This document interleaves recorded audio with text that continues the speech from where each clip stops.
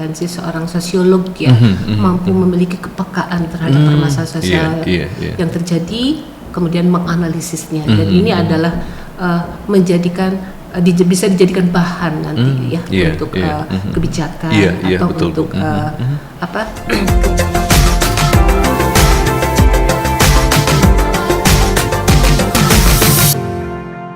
Kembali di podcast Visip Unpad. Sebelum kita mulai dengan acara diskusi pada pagi hari ini, kita mulai dengan pantun.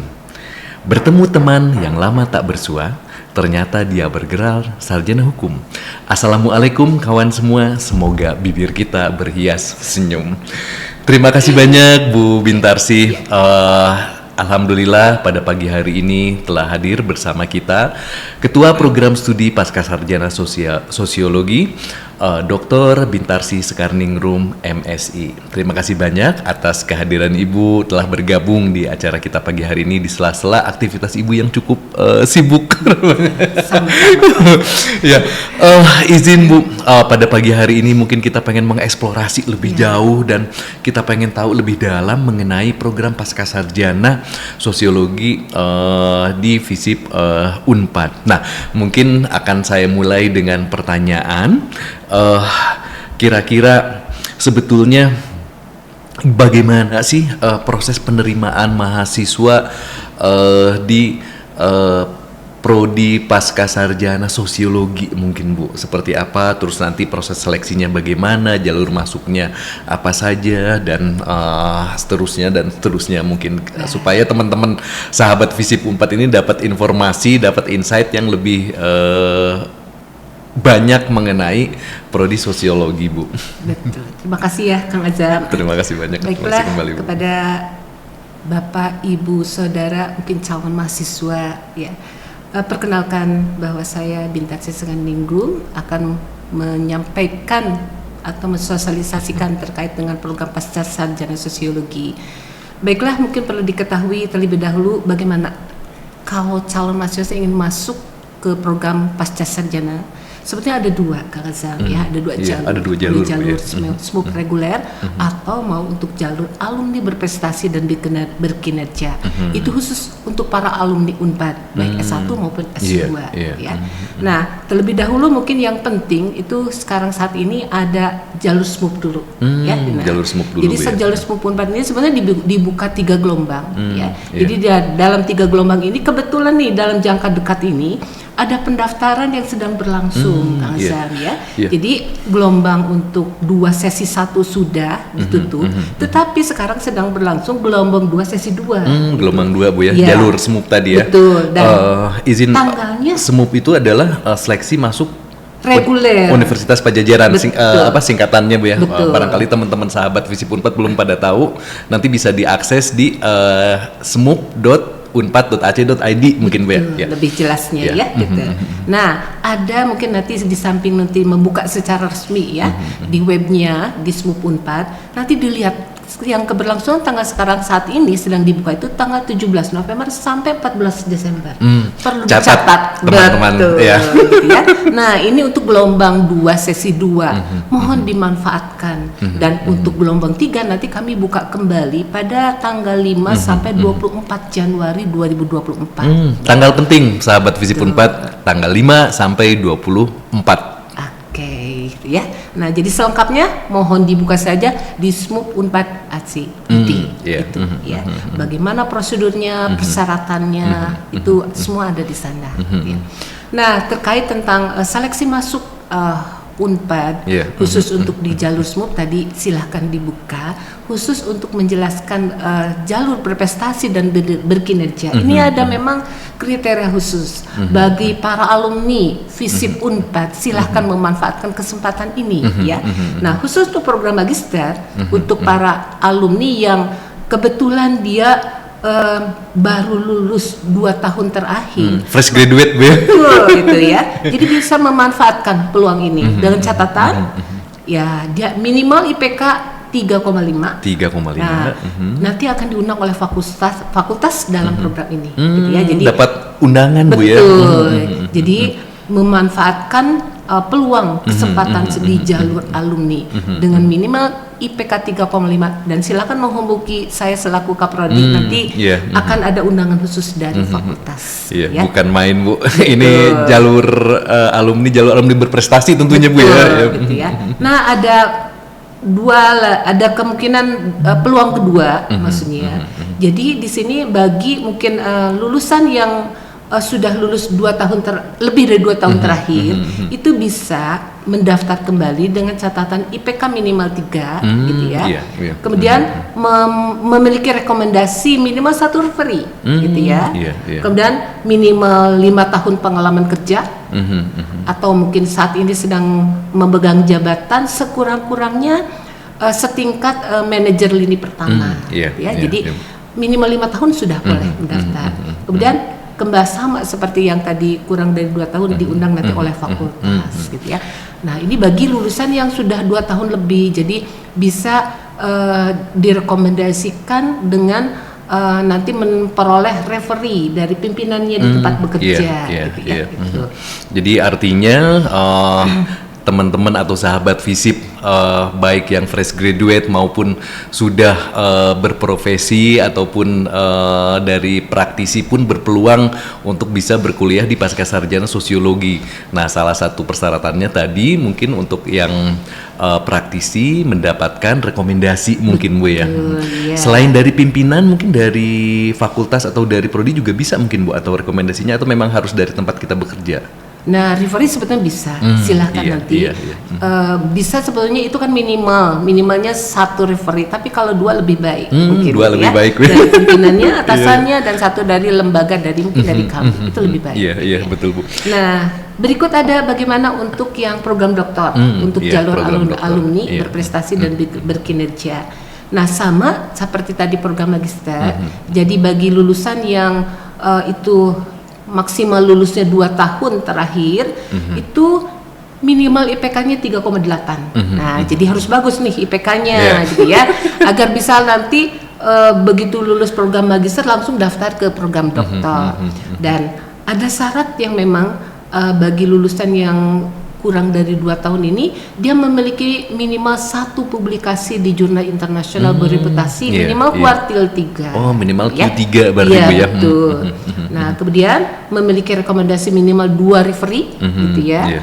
Dan memiliki rekomendasi dari calon promotor ya.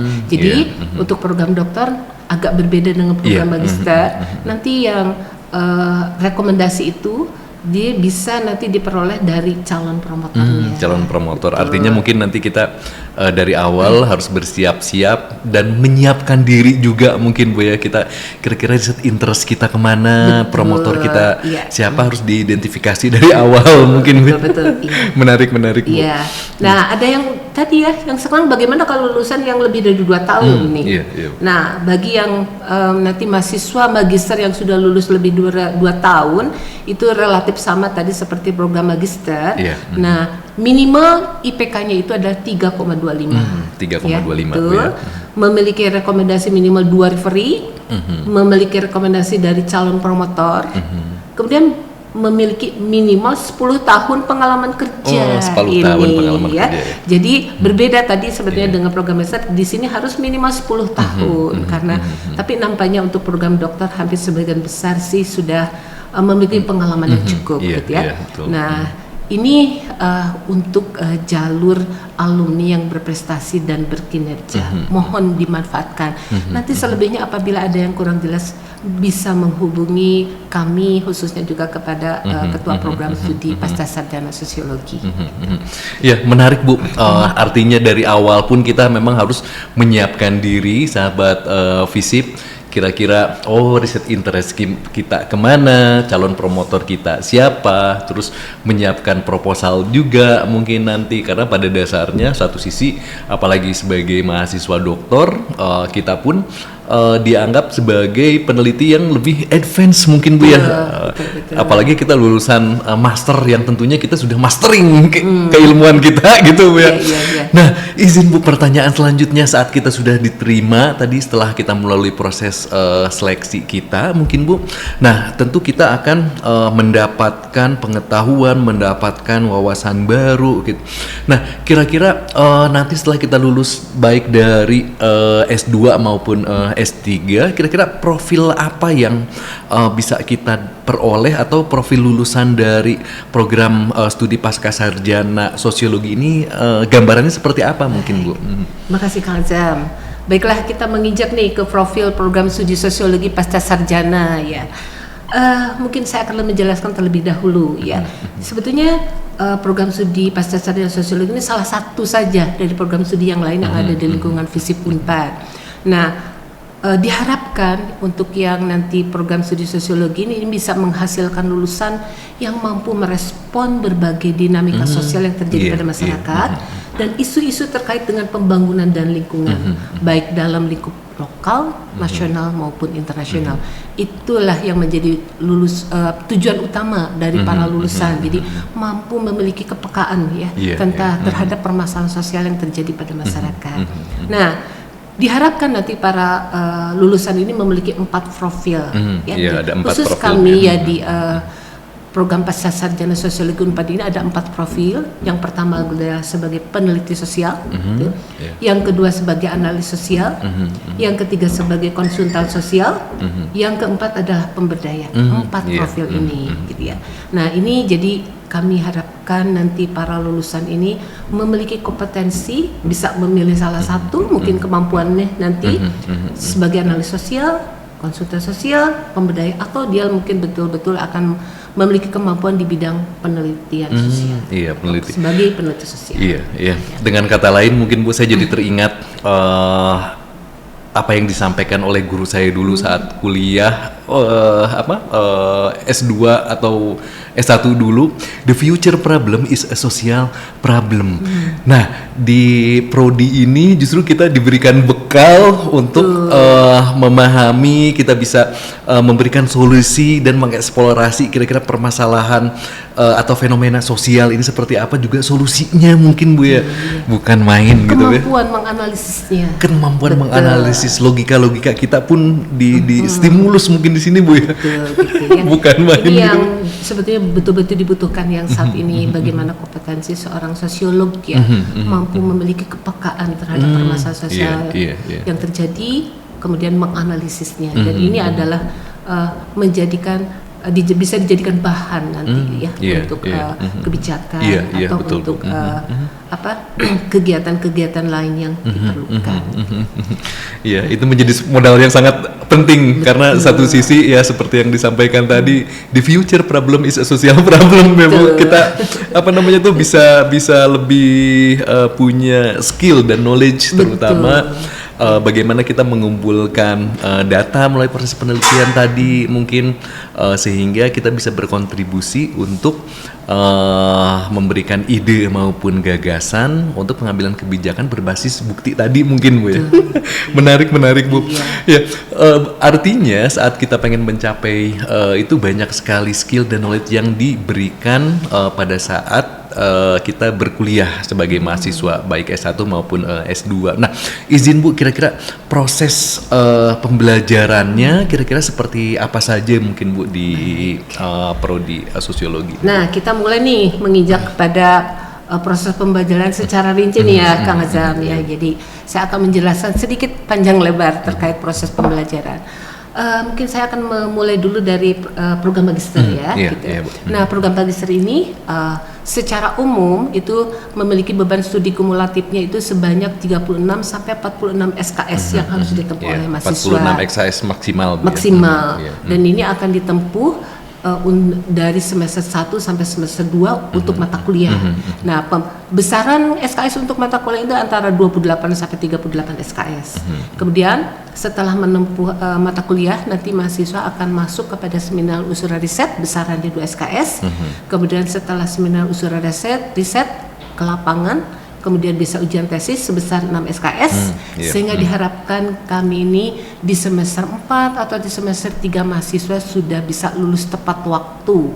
Nah, disebut lulus tepat waktu itu tidak lebih dari 6 semester nih ya gitu. Jadi diharapkan jadi mahasiswa bisa memanfaatkan waktu yang ada itu dari awal, semester keempat sudah bisa ujian tesis gitu.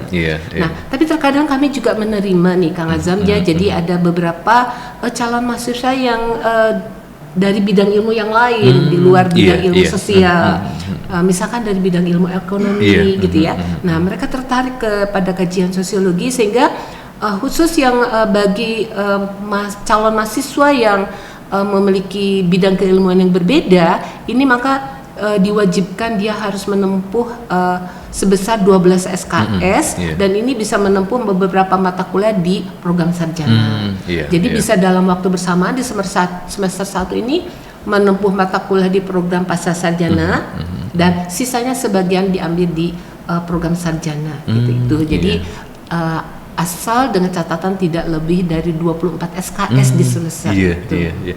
Artinya dengan kata lain mungkin bisa saya simpulkan salah satu keunggulan dari prodi sosiologi khususnya di pasca sarjana ini adalah memang pada dasarnya proses pembelajaran kurikulumnya memang sudah didesain seefektif dan seefisien mungkin supaya kita bisa cepat lulus juga mungkin. Tidak berlama-lama lagi gitu ya. Nggak usah lama-lama kuliahnya. Betul gitu ya. Nah, mungkin nanti bisa di sini bisa dilihat bagaimana kurikulum di program studi sosiologi. Jadi kami di semester 1 ada beberapa mata kuliah ya. Ini ada kami perkenalkan di semester 1 dan metode belajar sosial, pemulihan lingkungan dan kemiskinan, indeks pembangunan masyarakat, seminar di sosiologi dan ada beberapa mata kuliah pilihan. Nah, kemudian di semester 2 juga ada beberapa mata kuliah yang sudah kami sajikan. Begitupun ada mata kuliah pilihan. Nah, diharapkan di semester 3 itu sekali lagi sudah seminar usul riset dan bagi mahasiswa yang barangkali dengan kemampuannya dia bisa melakukan ujian di semester 3 silakan. Kalau bisa Bu ya semester 3. Kalau sudah siap dengan proposal ya. Nah, kalau memang misalkan tidak dimungkinkan semester 3, maka di semester 4 bisa sudah ujian tesis ya. Itu jadi semester 4 sudah lulus. Lebih cepat kita menyelesaikan proposal kita, lebih cepat kita selesai. Nah, tadi dari berbagai keunggulan berkaitan dengan desain atau program yang ada di dalam kurikulum tadi, mungkin Bu tentu ada keunggulan lain misalnya tuh kerjasama dengan mitra gitu, mungkin izin boleh diceritakan kita kira-kira Bu. Gitu ya. Jadi begini Kang Azam, ini dalam rangka juga mungkin program pasca sarjana sosiologi ini ingin memiliki inovasi gitu ya. Apa ya inovasinya? Nah, kebetulan kami sudah mencoba merintis yang insya Allah akan mungkin dilaksanakan di semester yang berjalan nanti ya. Artinya ke depan yang akan berjalan, kami akan mencoba merintis membuka kelas kerjasama. Ini khusus bagi perusahaan atau instansi-instansi pemerintah atau mungkin juga perusahaan swasta atau BUMN itu yang tertarik untuk program kerjasama silakan hubungi kami. Nah, kami menyediakan kurikulum secara khusus untuk program kerjasama ini. Jadi kurikulum ini nanti kami bisa membuatnya berdasarkan pihak yang bekerja sama. Nah, namun kami juga sudah di sini membuat sebuah kurikulum. Jadi proses pembelajaran hanya 3 semester. Jadi diharapkan mahasiswa menempuh semester 1 di perkuliahan. Jadi mahasiswa nanti memperoleh pengetahuan-pengetahuan yang sifatnya umum di dalam proses pembelajaran semester 1. Semester 2 ini sudah mengerucut kepada peminatan nantinya. Bagi nanti mungkin perusahaan ya atau mungkin instansi-instansi yang tertarik dengan kelas kerjasama ini, maka boleh memilih. Ada 2 peminatan. Ya, dan kami sudah memiliki kurikulumnya. Khusus untuk peminatannya itu ada, pertama adalah peminatan pembangunan masyarakat dan CSR, dan yang kedua adalah peminatan sosiologi digital dan media. Jadi bagi nanti yang tertarik kepada misalkan pembangunan masyarakat dan CSR, maka ketika di semester 1 itu adalah masih yang sifatnya umum, semester 2 dia sudah khusus kepada materi-materi perkuliahan diarahkan kepada peminatan pembangunan masyarakat dan CSR. Ada 2 artinya ada 2 teknik ya di dalam proses pembelajaran ini.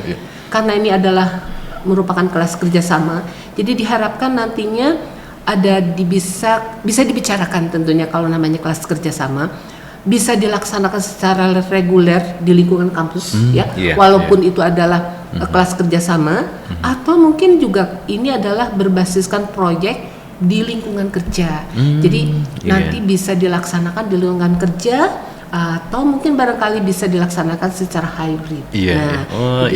Bisa dibicarakan untuk yang kelas kerjasama. Artinya ini. fleksibel. Betul. Nah, di semester 3 sudah fokus kepada penyusunan rencana tesis dan diharapkan sudah bisa lulus di semester 3. Jadi hanya 1,5 tahun dengan kelas kerjasama sudah harus lulus. Nah, dengan peminatan, kehususan betul. Tentu ini sangat dibutuhkan ya, terutama untuk BUMN, perusahaan-perusahaan, ya kemudian juga perusahaan swasta, bahkan juga instansi pemerintah. Silakan hubungi kami bagi yang berminat memiliki kemampuan nanti calon mahasiswanya di bidang pembangunan masyarakat dan CSR, dan juga di bidang sosiologi digital dan media. Mari kita bekerja sama. Artinya sahabat FISIP, nanti saat kita melalui proses dan menempuh pendidikan di prodi Pascasarjana Sosiologi, bisa jadi kita menjadi seorang spesialis mungkin Bu ya, dan bukan hanya kemampuan khusus, bukan hanya untuk kita sebagai individu, tapi mungkin sebagai organisasi pun, di perusahaan pun, apalagi misalnya tadi sebagai salah satu contohnya berkaitan dengan CSR yang berkaitan dengan dan beririsan banyak sekali dengan berbagai macam fenomena sosial mungkin Bu ya. Kita banyak sekali bisa memberikan ide ataupun gagasan, bahkan solusi yang dihadapi oleh perusahaan atau organisasi gitu Bu ya. Betul. Ini sangat dibutuhkan. Betul Saat ya, ini hampir semua instansi pemerintah, perusahaan swasta juga BUMN kan melaksanakan program CSR.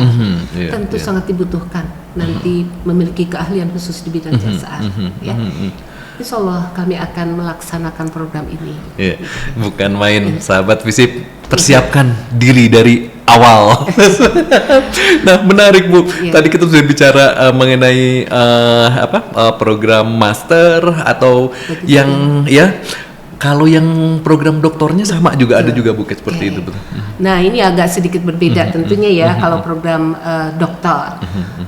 Sebetulnya untuk program dokter nih ini masih mengacu kepada peraturan atau keputusan rektor nomor 555 tahun 2020. Artinya bahwa untuk hampir semua fakultas ini menyelenggarakan program dokter by research.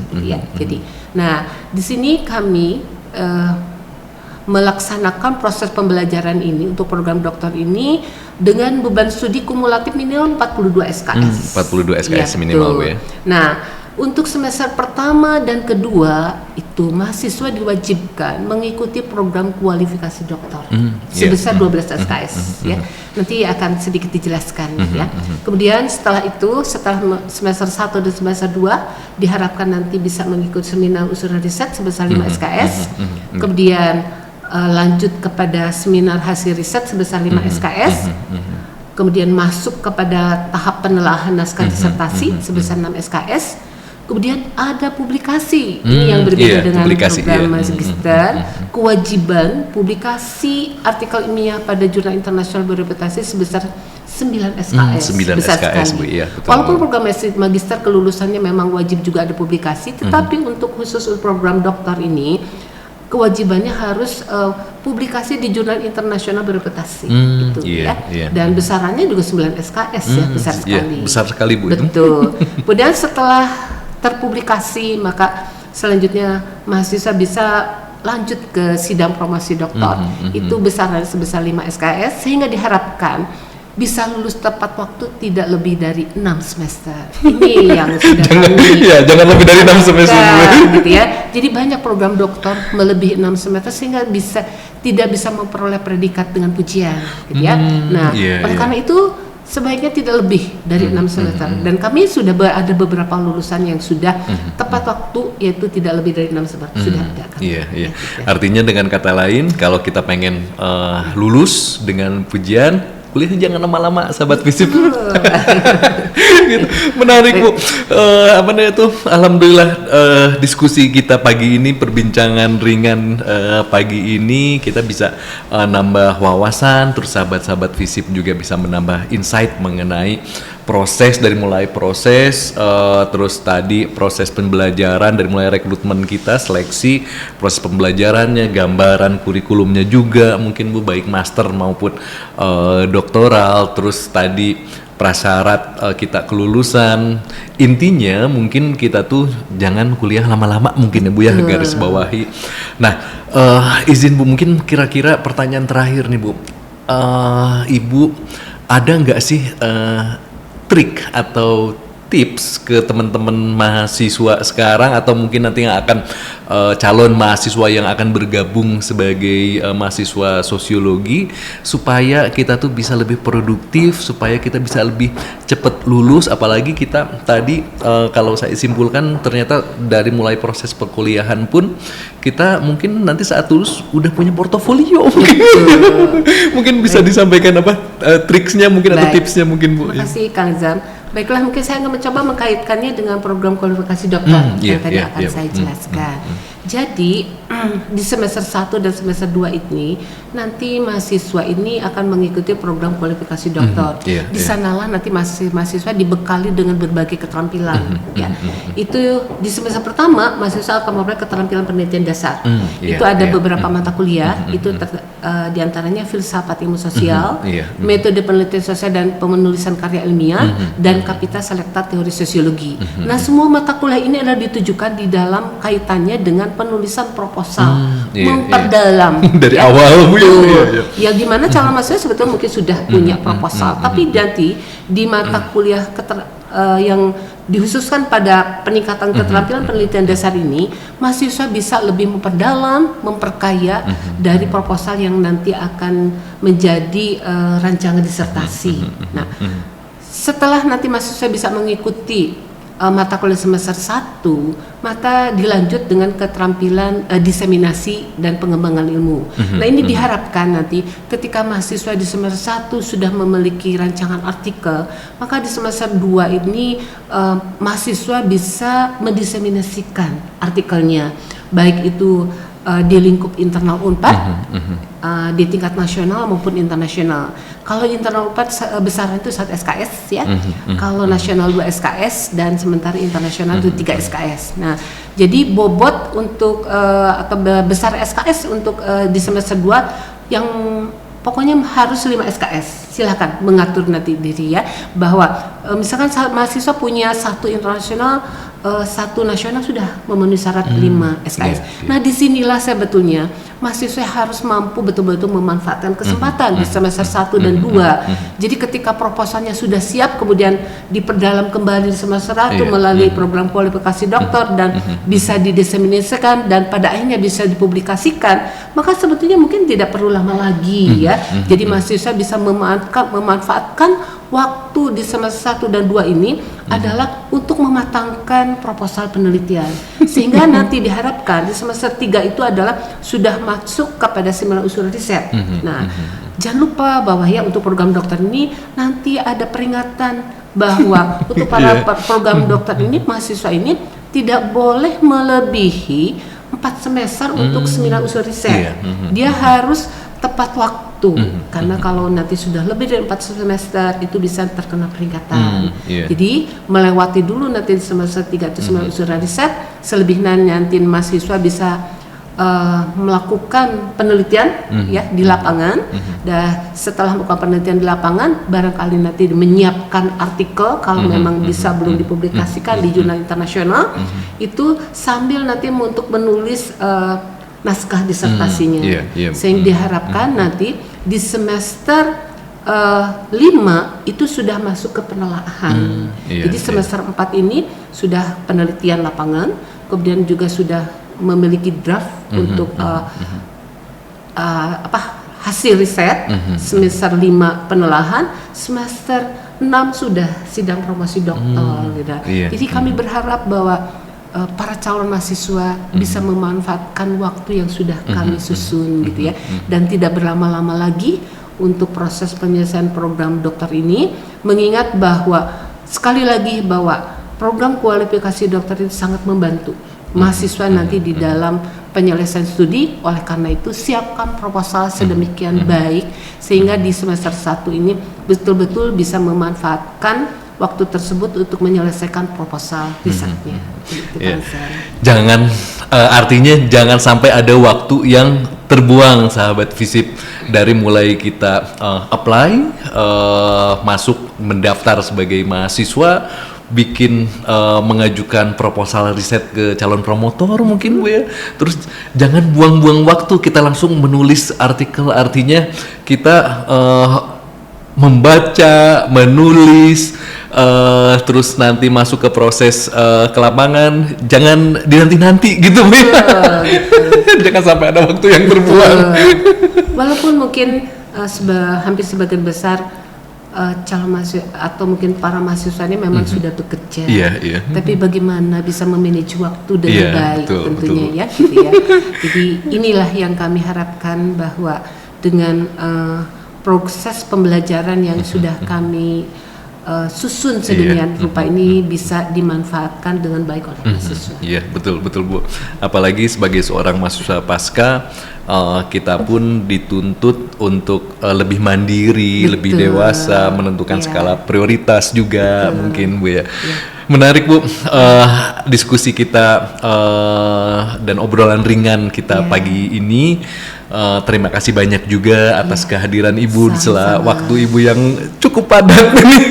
Pasti bolak-balik Jatinangor, Dago, bukan main ya. Ya, demikian sahabat FISIP, pertemuan kita kali ini bersama Ibu Dr. Bintarsi Sekar Ningrum MSI. Sebelum kita tutup acara podcast kita hari ini, saya akan tutup dengan, kalau tadi izin Bu dibuka dengan pantun, sekarang pun kita tutup dengan pantun. Siap, Pak. Ya. Di Kota Padang ada Gua Keramat, letaknya dekat dari rumah si Mamat. Selamat bertemu kembali sahabat FISIP yang terhormat. Semoga kita semua senantiasa mendapatkan rahmat. Sampai bertemu kembali di acara selanjutnya. Salam.